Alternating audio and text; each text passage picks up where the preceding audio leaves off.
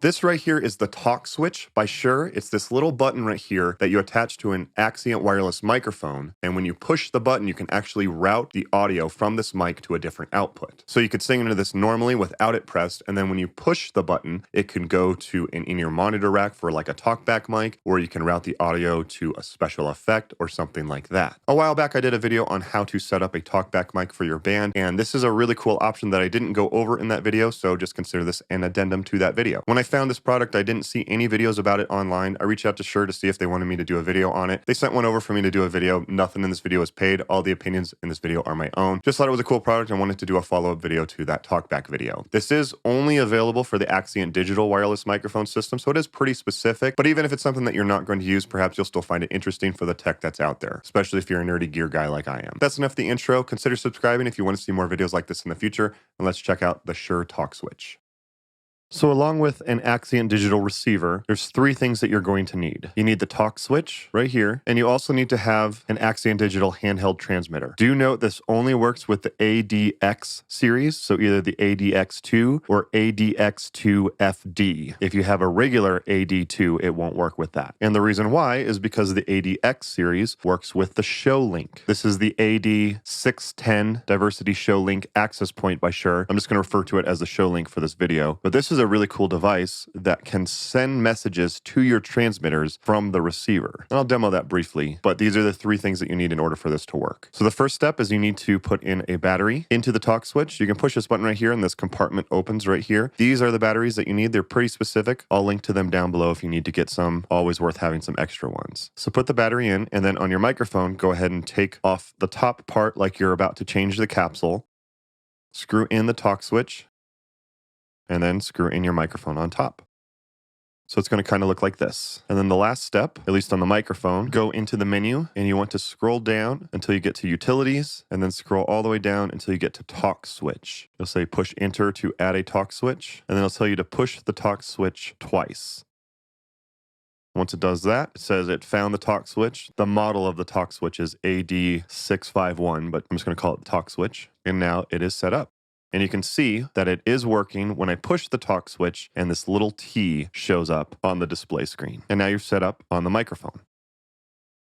So now we're going to connect the cables in the back of the Axient. I have a quad receiver here. I'm just going to demo this with output 1, but I'm going to plug in an XLR to one of the outputs, which is how I'm going to route the audio with the Talkswitch not engaged. And then when the Talkswitch is engaged, I'm going to come out of the 1/4-inch output and route that somewhere else. Don't forget to set mic or line level. And coming out of the 1/4-inch outputs, it's recommended to use TRS cables. And do keep in mind, you also can do this over AES and Dante as well. But for this video, I'm just going to do the analog outputs, and I'll show you how to set up digital outputs here in a minute. Now you do want to connect the Showlink via one of these Ethernet ports here in the back. So I'm going to connect into that, and I'm going to plug in to the Showlink. And you can see that the Axient receiver is actually sending power via Ethernet to the Showlink. However, there is a spot for power if you do need that for some reason.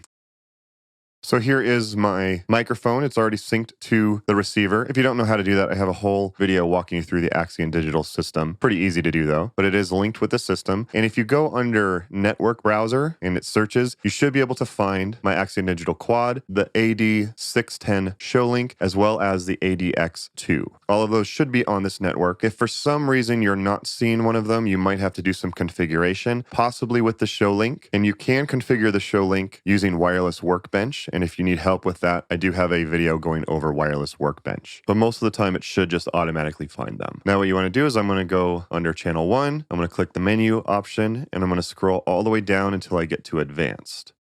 Here's where you want to go to Talkswitch/output routing. So this is going to show you how do you want to route the audio in normal mode, meaning that the Talkswitch is not pressed down. And then when you do press it down, where do you want to route the audio? XLR, TRS, AES3, or Dante. So in this case, what I want to do is I want to route the audio out XLR when it's not engaged, and then route the audio just to the TRS output when it is engaged. And that's the way that this is set up. I think most people will probably have it something similar. But do keep in mind, you can also run it to AES and Dante. So I can say when it's in normal mode, I can run it out AES 3, but then when I press it, I could run it out Dante as well. Just whatever works best for your needs. Also, another way to make sure that it is working with your receiver is when I push the button, you can see a little T show up instead of the 1 next to channel 1. In this case, it's labeled as male vocals, but you'll see that little T light up.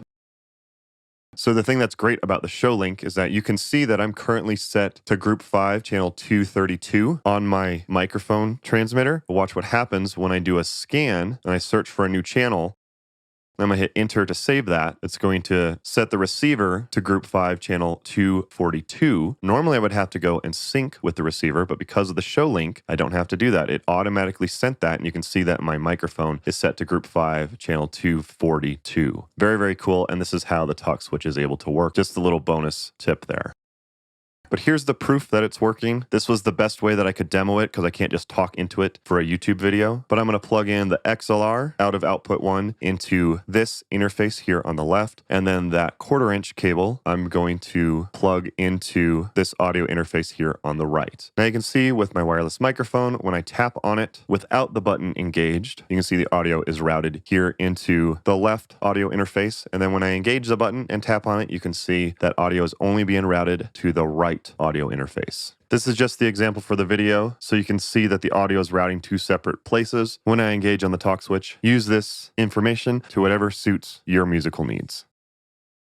The 2 most common questions I'm sure I'm going to get are, 1, does it work with other wireless microphones? No, it only works with the Shure Axient digital system, specifically with the ADX series handheld microphones. And the second one I'll probably get, is it easy to bump it? And I don't think so. I mean, it is possible to bump that, but I mean, if you hold a mic kind of, you know, like this, it kind of like sits naturally kind of in there. So if you put like your middle finger on it, I could see your middle or your index finger kind of pushing on it, but I think you would adapt to it pretty quickly based on where it's at. So if you're a singer who needs to hold it or something like that, I think it actually would work pretty well. I've seen many different shows where like the keyboard player is the music director or something like that, so I could see them using this as like a talkback mic. They do backing vocals and then they push into this to talk to the band about changing up the set list or something like that. Of course, you could also use it for a special effect, so a singer could push this to route the audio to a cool effect. I could also see it be more than just for like live musicians as well, like a music director or a stage manager who needs to communicate with people with 2 different routing options or something like that. Either way, it's just a cool device. I'm a nerdy gear guy.